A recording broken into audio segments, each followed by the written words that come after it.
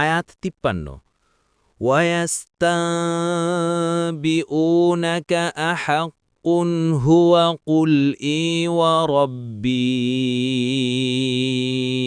ইন্নাহু লাহাক্কুন ওয়া মা আনতুম বিমুজিজিন।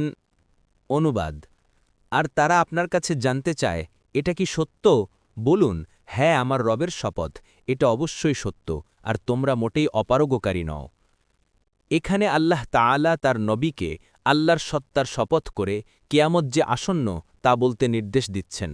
পবিত্র কোরআনের আরও 2টি স্থানে এ ধরনের নির্দেশ এসেছে, যেমন সূরা সাবা 3 এবং আত-তাগাবুন 7।